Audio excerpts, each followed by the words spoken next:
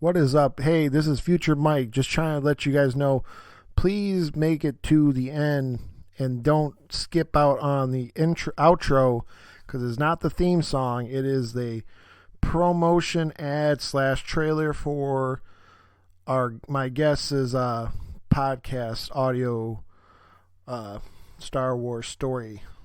Yeah. But enjoy the show.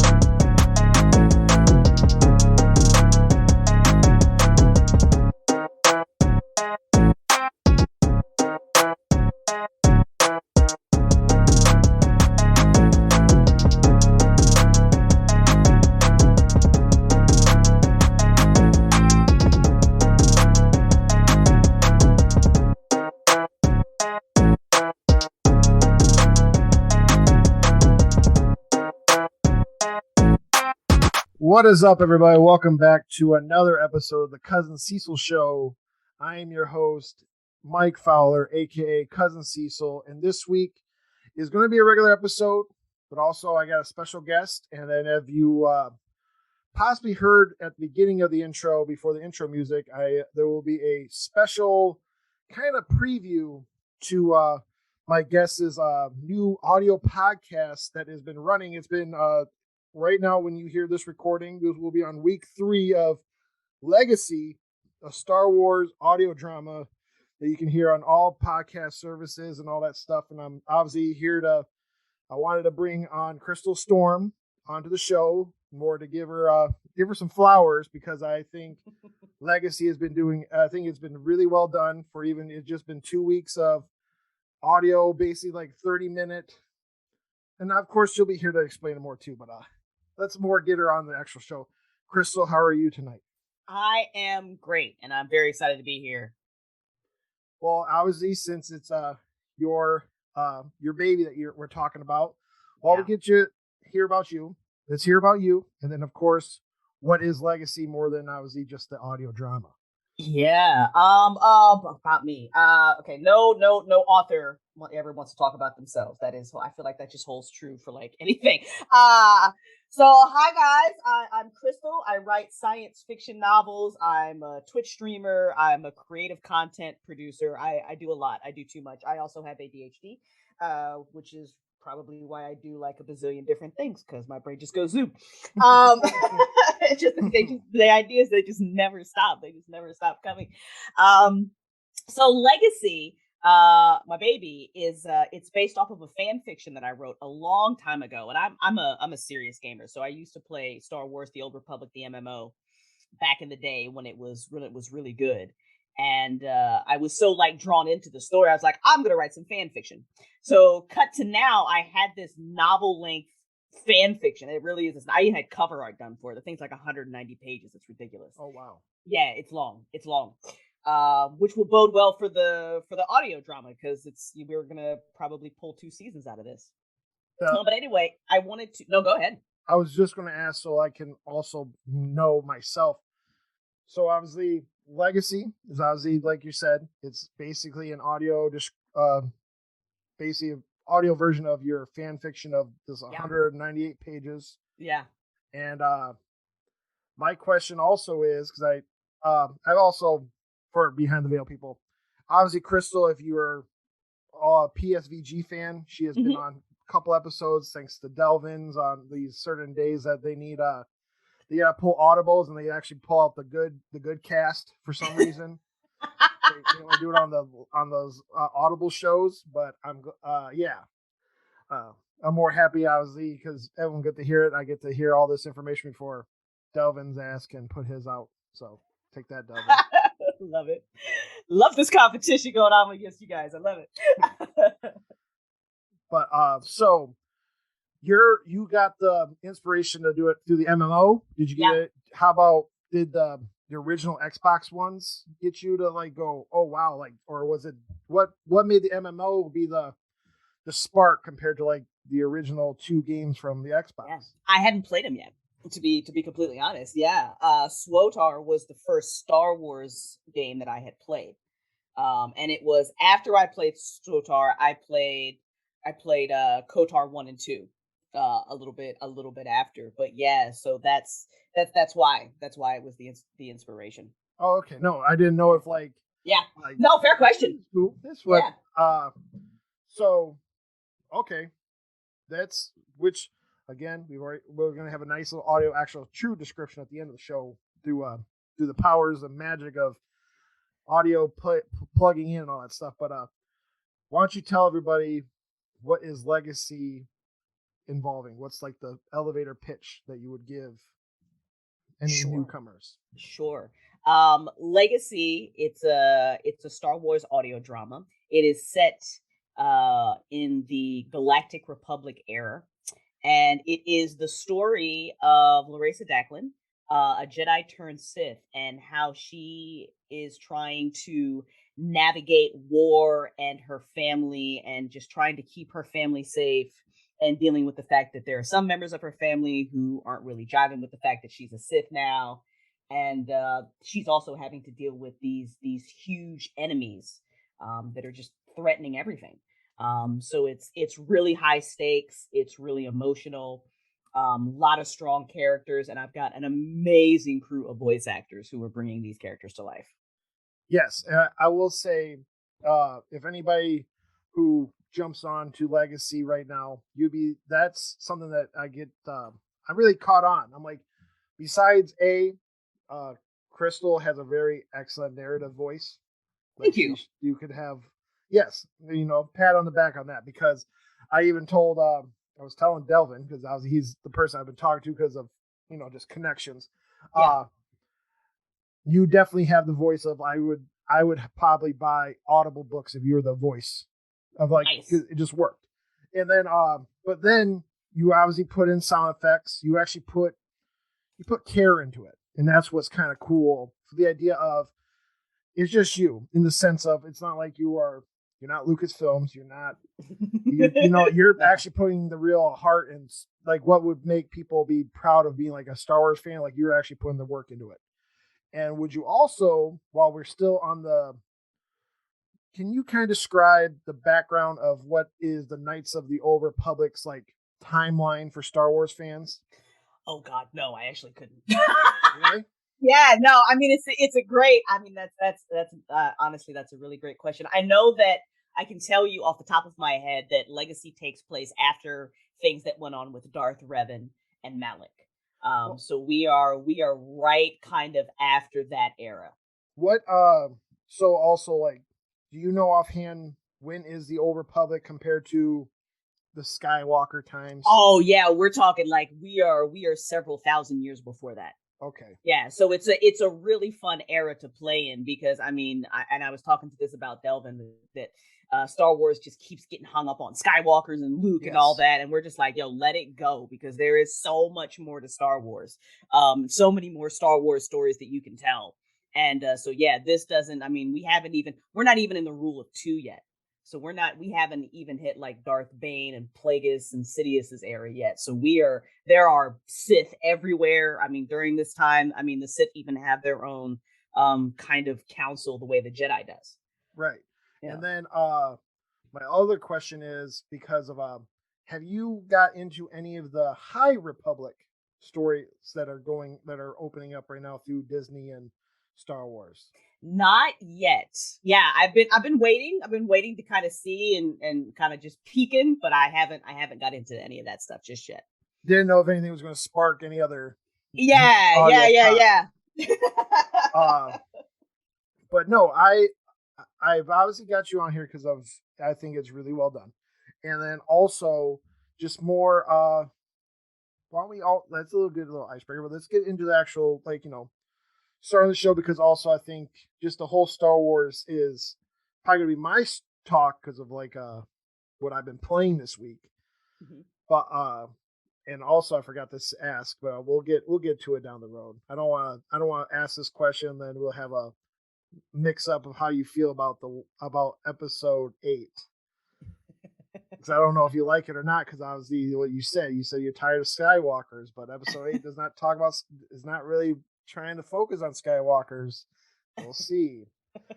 but yeah, usually on the Cousin Season show, we start off with, how was your week? How was your week this week? Yeah, I mean, I've got a lot to do today. I just, I finished my taxes, and I'm on here with you. And then when I get off here with you, I've got to finish editing Legacy episode 3.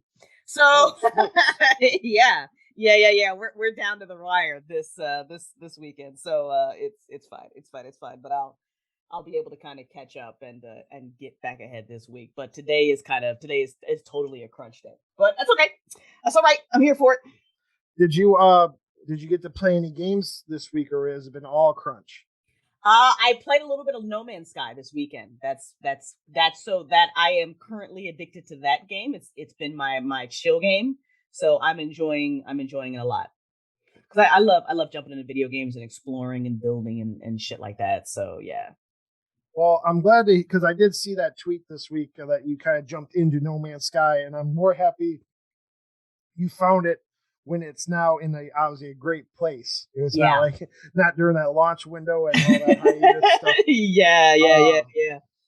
But no, did you but no, so you had a good week, nothing going on. That's great. Yeah. And obviously for me, I had just a usual. I've been getting a little bit better at my work because I just started this job about a month and a half ago. I've been getting a little, and I'm a FedEx driver. Mm-hmm. I've been doing a little, getting a little bit faster on my route. That's been fun, and actually getting used to my route and all that fun jazz of that. I do like that's a neat job in the sense that it's just, you get there, you get in the truck, and you're on your own. You have no bosses. It's really very nice for me. Yeah, nice. No, it sounds like it. And then but the only game I played was the new Lego Star Wars the Skywalker Saga. Have you got to play any of that? Not yet. I want to, just because of how hilarious it looks. So it's definitely it's going on my very long to be played list. It's definitely, if nobody has talked to you about it, it's definitely an awesome outlook of like what those old games were, and they revamped them into this new, like, even has like a third person over the shoulder style, and like the cameras, and now there's open world like locations and stuff. I think it's definitely it's a great time to get into it. And also, I believe I heard this might be like the last Warner own like Lego game. Like Lego can now spread out and go to different studios to do a Lego game. Oh, cool. So this is like a good like little farewell to I guess, like, if that is going to be the exclusivity is gone. Right. But yeah, then obviously just do some more quick fire of like honestly this week, because like I've been trying to say this past couple episodes, the gaming industry has been very low and quiet. It's been kind of waiting to probably see the smoke settle with all the Summer Game Fest taking some spots, and we're getting into a new quarter of financial quarters and stuff. So it's been very mellow. I mean, obviously we heard this week The Witcher 3's next gen update has been kind of delayed indefinitely to what is it? Basically, he said until further notice. They've been they're gonna have to pull it off. Did you play any of The Witcher 3? I loved Witcher 3. Absolutely loved it. One of my favorite games. Yeah. Did you were you looking forward to maybe this next gen thing? I'm a PC gamer, so I did not care. Yep. Didn't affect me at all. No, and then what is it? I also did see a couple other things. Now I feel embarrassed doing this like that. Hold on. Do not. This is live radio right here, y'all. We're live. That's it. This is how we go. Oh yeah, and then also that rumor. Basically, yeah. The only other rumor was that PlayStation made that banner that had Death Stranding in the logo of like the studios. So everyone's like, "Oh, are they going to buy Hideo Kojima's studio?" Nope, they're not. No, they're not. No, they're not. So this internet just running around looking for conspiracy theories. I don't know what they're doing. I think if anything, I wonder if it's like I wonder if they actually maybe they bought Death Stranding from him. Maybe. But I would have been, without knowing what the pandemic did to Kojima Studios, since obviously he started it and then boom, this happened. Mm-hmm. I could only imagine like financially if like do they looking for a partner and all that stuff. But I think he's in a good spot because obviously he's like buddy, so that he probably can just make some exclusive games compared to being owned by them anyway. Yeah. And then what is it? But yeah, that's another thing because I knew you were also a writer. I also had a comic book story that was kind of cool in the sense of for a writer to think about. There is a comic book studio called Mad Cave Studios, mm-hmm. and they're obviously independent comic book mm-hmm. publisher. They're some of their hits right now is they are doing this kind of a hit when they just started their second arc, Nottingham, mm-hmm. and I believe they also have a sub publishing wing with them that a person who's been on the show, Jay Sandlin's he had that new soccer comic, First Class, I want to call it. I hate to say it's First Class. Yeah, shout out to Jay. He's a great comic book writer. Yes, and then but they just announced this week that they are now open to people coming in with their own IPs, and they have basically just want to work it out so that the writer has control and actually ownership of their product compared to what usually these these comic book studios are. It's like, hey, you have an idea, or we have an idea. Would you please write it for us? Now that somebody come in with their own IP and then you can control it, except they'll just be the ones who are actually publishing it for you. Interesting. So that is pretty cool. The idea that there's some now new contractual ways where like how would I word it? Like there's another company that's been going around, Scout Comics, not in a bad way. They're definitely been very active in the sense of they got a lot of got a lot of writers, got a lot of books coming out, and then if you've been on their there's this app for auctions called Whatnot.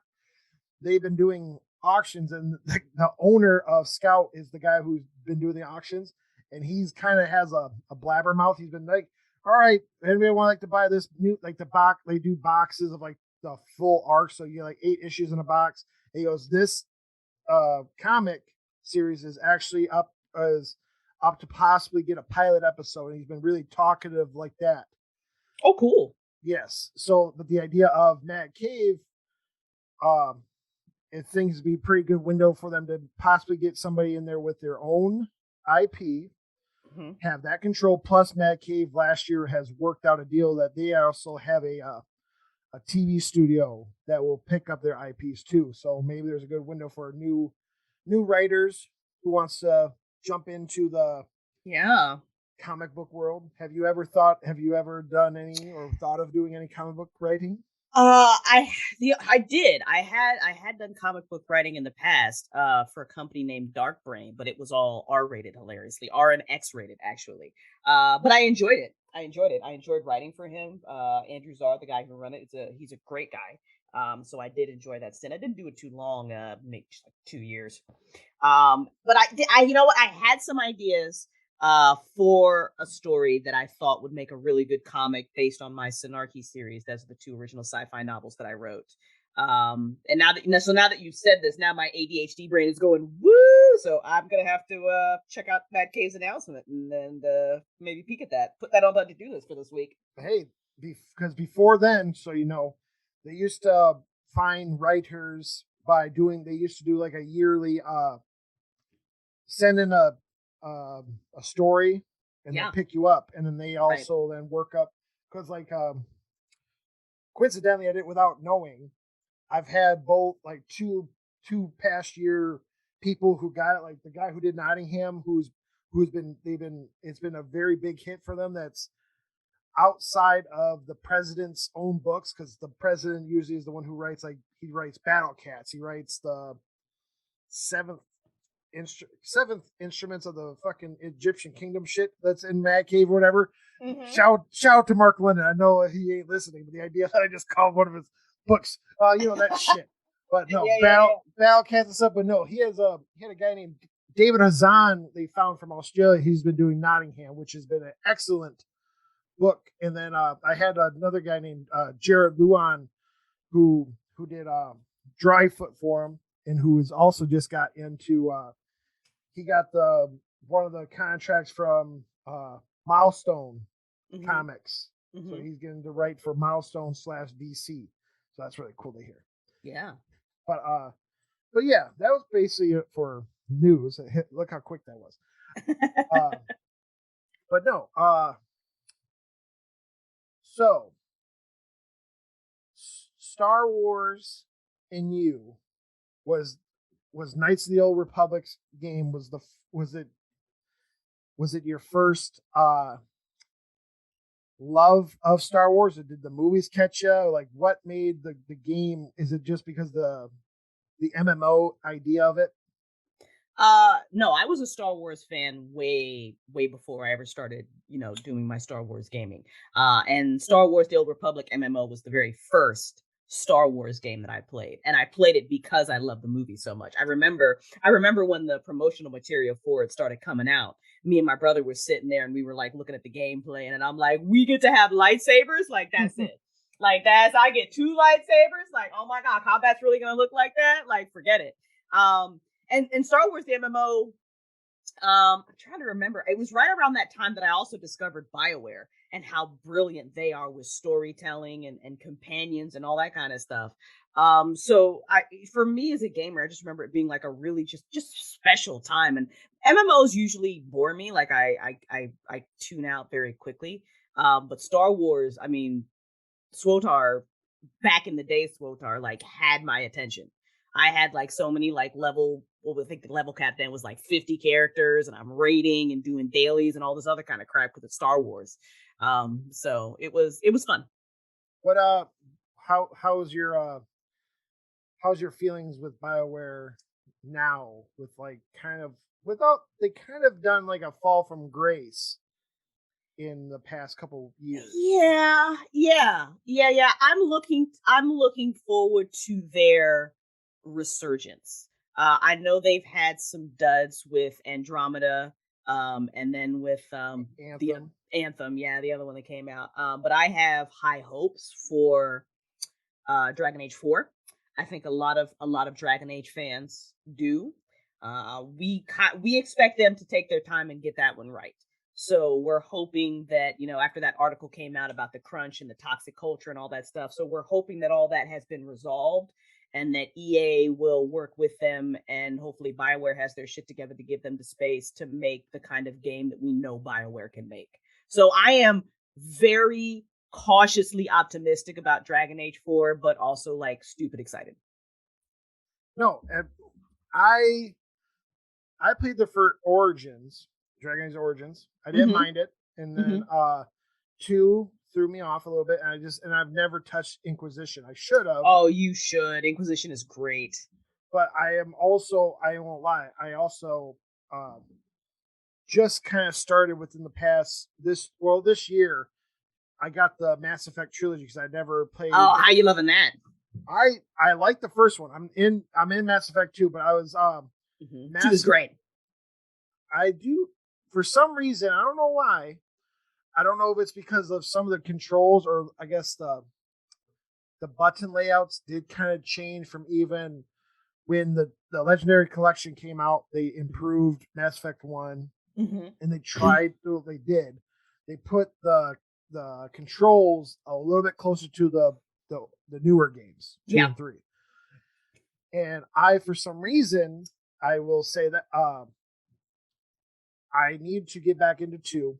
But the one thing I didn't like about one was nothing involving the story or the gameplay. It was just the menus that did not tell me, hey, did you know instead of going straight to this planet, you can you can go downstairs and go mac on some of your people. Yeah. Yeah. And also I don't appreciate that that they had Shepherd only had two love interests. Yeah. And one's I was the boy, and the other one was the alien, which the alien is obviously the one who could do both sexes. Yeah. I wanted to fuck the MAGA style space lady before I learned that she's gonna die. You know what I mean? She's gonna be gone. You might as well get the crazy out. Yeah. You're right. I think your romance options expand when in 2 and in 3. So I have looked that up. Yes. Yeah. And then also, but no, I like it. I think also, Mass Effect 1 had a little bit better ending of a mission. Mass Effect 2, literally, hey, you're in the middle of a planet and you save Gareth. End mission, look at your results, and then you're back. Like why am I getting this your mission report? It's very like, whoa. Yeah. It's different. So that is not threw me off, but then obviously just me having a undiagnosed ADHD. I'm like, I gotta get to the next game. Let's go to the next game. Yeah, I hear you. But yeah, and then we'll get into what is your feelings on episode 8? The Last Jedi? Yes. Hate it. May I ask why? Only because if you, as a person who is literally writing a story I know that is not involving Skywalkers. Yep. Why don't you like the movie that was trying to branch off away from Skywalkers? No, because okay. And let me try to do this quickly because I talked to you about it with a friend and we fucking ranted about this movie for like an hour. It was hilarious. So I think The Last Jedi. Let me start off by saying that I think Disney made a huge mistake by picking two directors like J.J. Abrams and Rian Johnson to make movies, because it was clear that both these directors had a very different vision from this trilogy and were not willing to work with each other. J.J. Abrams came in and said, I'm going to make my movie. Rian Johnson came in and said, well, fuck you. I'm going to make my movie. And this is what we get as fans. I think Disney should have picked one of them to tell this trilogy story, not both, just because these are just two strong-headed men with like these big creative ideas. I don't have anything against Rian Johnson as a director, as a creator. I think he is brilliant. And I think if you gave him an original Star Wars story to tell, I think it would slay. I think that there are some people who are too creative to have to play with characters that are not theirs. I think in the case of The Last Jedi that there were some really interesting beats. Let's start with Luke Skywalker, because that's what everybody we talk about The Last Jedi, like, oh my God, character assassination on Luke Skywalker, blah, blah, blah, right? It is fascinating to me that when we last see Luke Skywalker, movie-wise, let's not talk about books or comics or anything else, just movie-wise, the last time we see him, he has taken the baddest mofo in the galaxy, Darth Vader, and turned him to the light. That is the last time we see Luke Skywalker. We see goody two-shoes, I just bested the dark side, I just brought down the Empire, Luke Skywalker. When we see Luke Skywalker in The Last Jedi, this character has done a complete 180. And I think if you're going to do that to Luke, which is interesting to me, that by itself deserves its own story, not 4 minutes of exposition. Right. I don't think that didn't carry weight for me. If you want to tell me that Luke Skywalker somehow sees whiny ass Kylo Ren as a bigger threat than Darth freaking Vader, that's interesting to me. Why? Why does Luke see the dark side when Leia is always like, no, there's light in him? Like, that's a really interesting story. Tell it. Don't give me 5 minutes of exposition because it doesn't work. Okay. Hmm. I will only counter the part of I totally understand uh the idea of Luke Hmm. in a sense. I also understand the idea of what can we do with a great actor who is technically aged out to do. They should be doing what they do in the Mandalorian and Boba Fett series. I get it. With they have like that screen, the CGI and stuff. I mean, I don't even think they needed to do that. It really just feels like Ryan Johnson really just hates Luke Skywalker. I I mean, It really, like, it honestly really does. I mean, because if you just think about who Luke Skywalker is in The Last Jedi. Okay, so he thinks that Kylo Ren is worse than Darth Vader, which I don't think is ever narratively established, but okay, sure, let's go with that. Kylo Ren is somehow more dangerous to Luke Skywalker than Darth Vader. Okay, sure. And he flips out and he makes this huge mistake and almost kills his nephew, yeah, and then pulls a complete dramatic sky, because all the Skywalkers are dramatic. The Skywalker men are hella dramatic. We've seen this countless times, and just isolates himself, right? yeah, But this is also a really big dick move because now he's abandoned his sister and he's abandoned Han Solo, who literally never did. Han Solo has saved Luke Skywalker's life so many times. Like, so many times Han has shown up for Luke. And then Luke was just like, I made a mistake. Oh my God, I'm so emo, and just effed off. I mean, like, he's like, the Luke Skywalker in The Last Jedi is an asshole. And listen, that's fine. I'm all for taking beloved characters and turning them on their heads. But I want to see this. I want to see this transformation of Luke. Like, he deserved that, I think. Not just, here's the new Luke, you guys. He sucks. I'm just like, the fuck. I do wish they did have they kind of did plans that are happening with DC.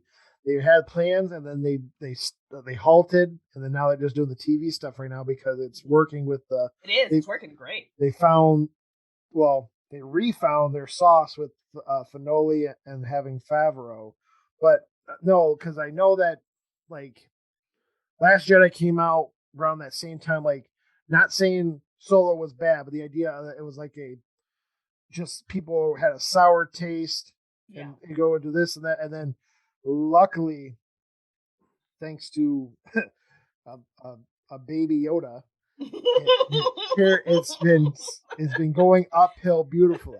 Yeah, it has.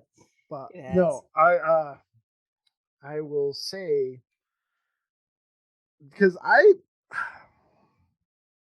without going too extended, I didn't get too far into caring about because I looked at it like it would be something different. It'd be maybe like yes, I would like to see backstory, but also I was okay with no backstory for some reason. But like the rest of the Last Jedi, besides that segment of one character, Mm-hmm. I don't mind because it to me it was kind of refreshing in the sense of we're looking at new characters in this world instead Yes. of a person last named Skywalker, and obviously yes, and then the ninth movie, J.J. Abrams goes, "Oh yeah, you like that? Well, too bad. I'm going to make Rey say her last name Skywalker." Skywalker. Yeah. Yeah. I mean, but that was kind of already kind of established in The Force Awakens too. I just wish there had been some continuity across the movies. I really do, instead of it feeling like two directors are trying to one up each other and tell their story instead of, no, I'm gonna tell my story. Well, I'm gonna tell my story. It's just like, whatever. We got TV shows now. Yeah. No, and could you?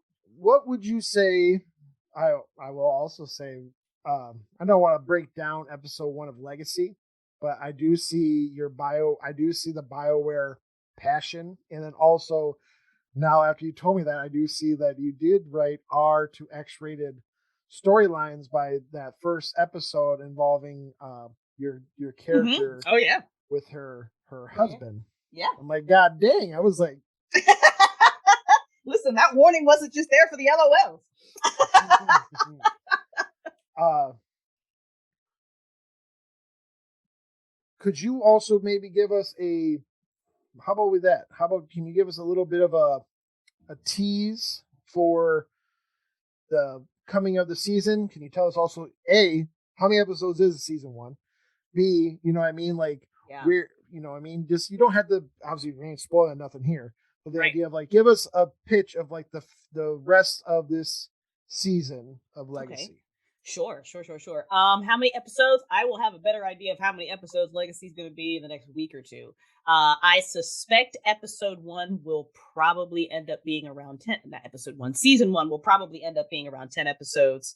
Okay. With season 2 being the same. It's tracking that I'm fitting about 2 to 3 chapters of the book into an episode, so that kind of tracks. But we'll see. We'll see. I'll have a better idea of that as I go, because I'm still editing like a crazy person. Like, as I said, I'm finishing up episode 3 right as soon as I jump off of here. So season 1 of Legacy will I mean, you're gonna meet Larissa's family. The storyline has been very focused right now on her journey. Very soon, probably right around episode 4 or 5, you'll get to meet her children and how they factor and play into everything. There's going to be episode 2 is very intense, and there are going to be more moments like that.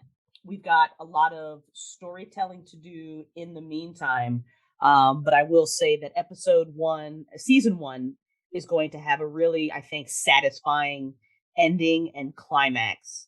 And you will, let me not say that because I don't want to spoil anything, but I would just say that there will be some resolution to some of the storylines within the Declan family, and whether or not characters get accepted or just, get like, no, I'll never accept who you are, and I'm sorry, and I'll never forgive you for what you've done. So you guys will definitely see a resolution to that. And then season 2 is pretty intense. And season 2, I will warn people that any character that you loved is not safe in season 2. Oh wow. Yeah.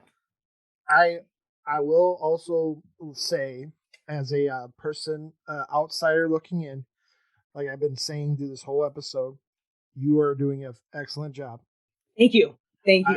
I was also curious now hearing this. Well, one, the book. Is there a way? Is there a place you can? Yeah. If you don't want to wait for this week to week shit because you are Netflix spoiled, I completely understand that. And you're like, no, I gotta know what happens. Yeah, you can absolutely read Legacy. Go to my website, christasimagination.com/legacy. You can download a copy of the PDF there. I apologize ahead of time that I should have gotten Legacy professionally edited, but it is not. So just be gentle. It is fan fiction, but you can absolutely read Legacy. And then what is it? And then also I was wondering, but now it sounds like you're sticking pretty close to the book. I didn't know if you would possibly do like extended stories that you've probably seen in your book. You're like, you know what, I could stretch this out and probably expand it more than I did before. Yeah, no, I'm not really doing that too much. Some of the voice actors play so well off each other that I am toying with maybe adding in a few scenes just for the fun of getting to watch characters interact with each other, because my voice actors have such wonderful chemistry. But that's more work that I have to do, so maybe not. We'll see. I tell you what, Foley work is hard, man. Getting all these sound effects and the music and stuff drop, that's really where most of my time is being taken. And it's my first time doing it. So hearing that people like it and getting these good jobs, I'm just like, yay. Cause it's fun work, but it's hard. Are you guys recording it all in like all right, I need you here for episode 2, and you guys are all like in like a virtual board or table? Yeah. Oh, wow. Yeah, we're doing it all virtually. So we had been using Discord, and that was doing us okay to get started. And we recorded quite a few episodes in Discord. But then I found Zencastr, which was actually recommended to me at the start, and I'm kind of kicking myself. I think I should have used Zencastr to start with, because if you're doing something like we're doing, Zencastr's audio quality is better. So I mean, Discord is great for podcasting, and we do a live listen to the episodes every Tuesday, and then I get in with the voice actors and we talk about it. We do an after show, and Discord's kind of perfect for that. But I think for kind of quote unquote professional recording, especially because we can't all be together in a studio, Zencastr is the way to go. No, and then but yeah, no, shout out to the whole crew of your guys's, your audio, your cast. Yeah. And then but no, obviously I think that might be it in the sense of yes, Legacy, the Star Wars audio drama, comes out every Tuesday-ish, maybe, because I was going to see how today's crunch would go. No, we're doing it that way. It will listen at that 5 a.m. on Tuesday. That episode drops. It will be there.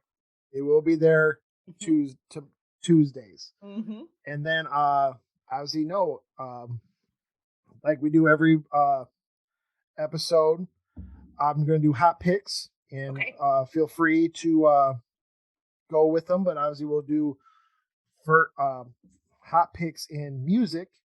Do you have a music track that has been a hot pick from you?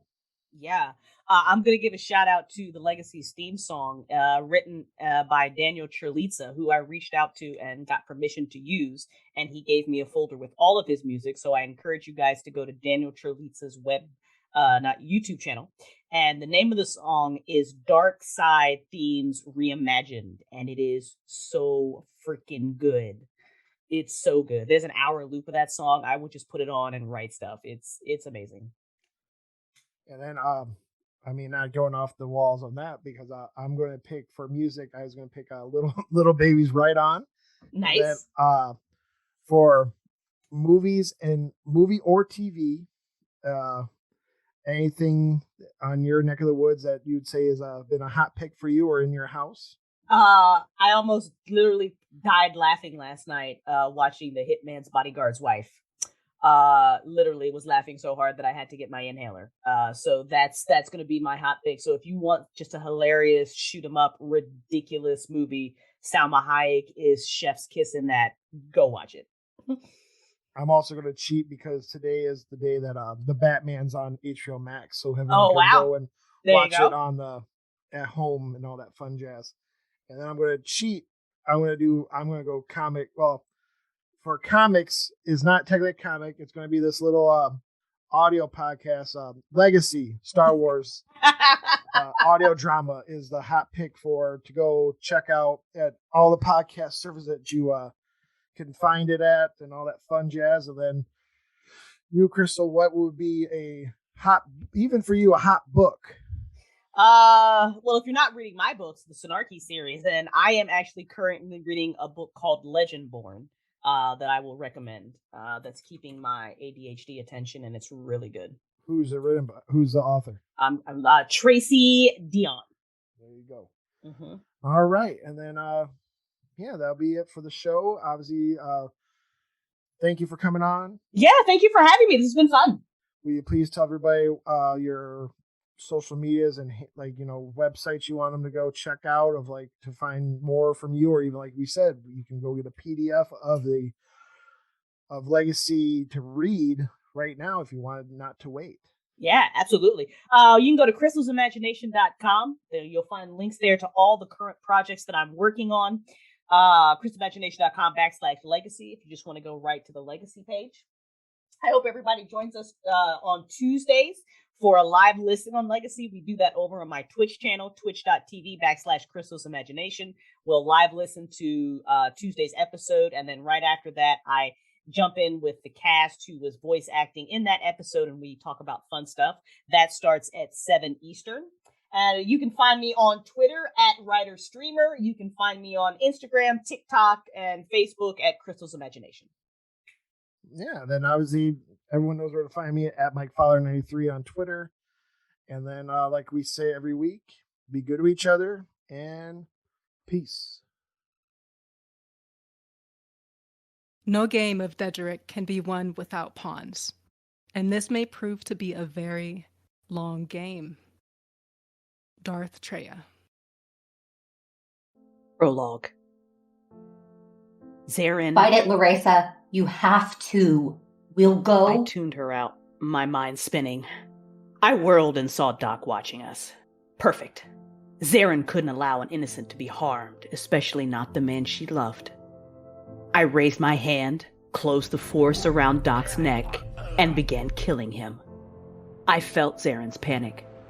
Larissa, stop! But I didn't. I kept force choking Doc harder, in fact. Zarin came at me trying to use the force to push me, but I didn't budge. She used my lightsaber to give me a few warning cuts, but I didn't even feel it. Don't! She tried to ram the hilt of the saber into my temple to knock me out, but all it did was make me bleed a little. Do it! Do it! My vision was swimming. I backhanded her hard enough to break skin, but I kept my grip on Doc. She stumbled, but quickly regained her footing. I ripped back my cowl, showing her my face, how the taint of the dark side had infected it, my eye burning red. I stared at her with pure hatred, taunting her as I tightened my force grip around Doc's throat. He would be dead in seconds, and we both knew it. Larissa, I can't! Damn it, Jedi! I will burn every...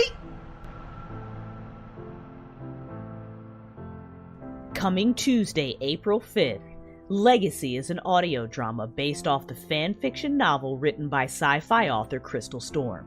It takes place in the Star Wars The Old Republic universe. Subscribe to Legacy wherever you get your podcasts.